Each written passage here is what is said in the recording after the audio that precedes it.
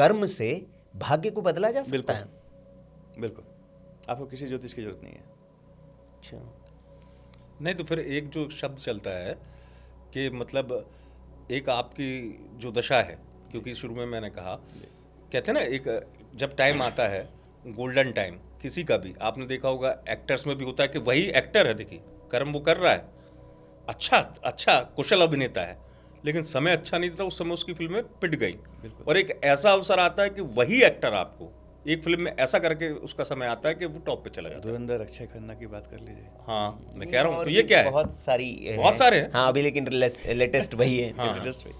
Sir, एक व्यक्ति का जन्म उसी समय होगा जब सितारे आसमान पे उस गणित में बैठे होंगे जिससे कि आपके प्रारब्ध को सेट किया जा सकेगा और आपके लाइफ में आने वाले कितने दुख दर्द हैं वो सेट हो जाएंगे। ठीक है। तब आपका जन्म होगा। जब ये सारी चीज़ें सेट हैं तो मैं या कोई भी ज्योतिषाचार्य क्या कर लेगा?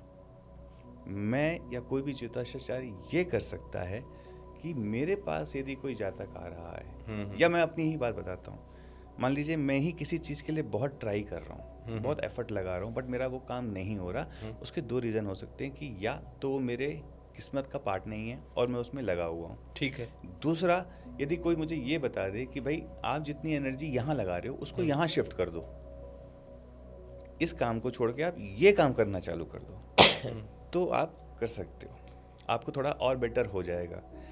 ये एक ज्योतिषाचार्य या एक बंदा आपकी कुंडली को पढ़ के, देखिए आपने मान देखिए, जो भी आज की डेट में लोगों के प्रश्न यही रहते हैं कि सबसे ज़्यादा तो पैसा, कि काम, वो जरूरत भी सर, काम नहीं चल रहा है, व्यापार उतना अच्छा नहीं चल रहा है, मेरी मेहनत बहुत है, बिटिया की शादी नहीं हो रही है, जॉब में स्टेबिलिटी हाँ, नहीं सही है, बात है। ठीक है, या मेरा बच्चा फॉरेन जाके सेटल हो पाएगा या पढ़ पाएगा। इन्हीं के बेसिस पे इर्द गिर्द 80% कुंडलियाँ आती हैं। वीजा कब लगेगा, वीज़ा ये कब ज्यादा लगेगा? प्रश्न बड़ा होता है लोगों का। So, अब देखिए ये प्रश्न से ना, अब यदि वो कोई बोलता है कि वीज़ा कब लगेगा, मैं बोलता हूँ ठीक है, आप फॉरेन चले जाओगे, फॉरेन आप जाते हो तो उसमें जाने के लिए 2-3 प्लैनेट आपके साझेदार बनते हैं, बट राहु सबसे बड़ा काम करता है आपको फॉरेन लैंड भेजने के लिए।